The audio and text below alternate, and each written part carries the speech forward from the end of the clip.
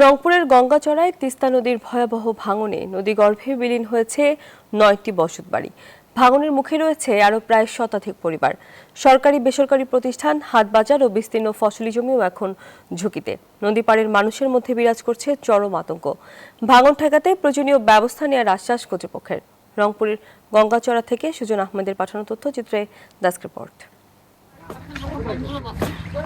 তিস্তার তীব্র স্রোতে একের পর এক ধসে পড়ছে বসতভিটা।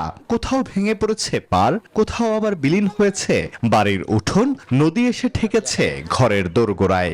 দৃশ্যটি রংপুরের গঙ্গাচড়া উপজেলার নোহালী ইউনিয়নের চরনোহালী কাছারিপাড়া এলাকার।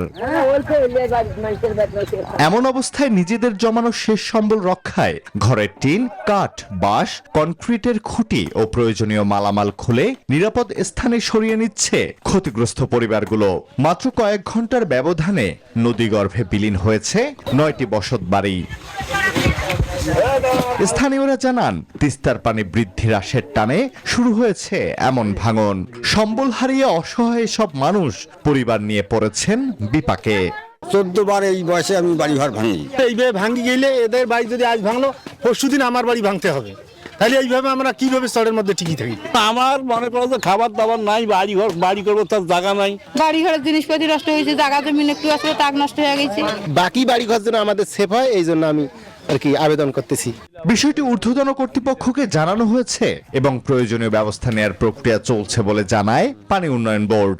প্রতিমন্ত্রী মহোদয়ের সাথে আমি কথা বলেছি, দেখা হয়েছিল, কথা বলেছি।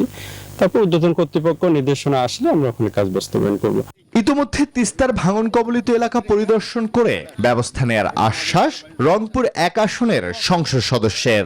এ বিষয়ে উপজেলা প্রশাসন, জেলা প্রশাসন, পানি উন্নয়ন বোর্ড সবাই আন্তরিক আছে, সচেষ্ট আছে, সকলেরই তৎপরতা লক্ষণীয়।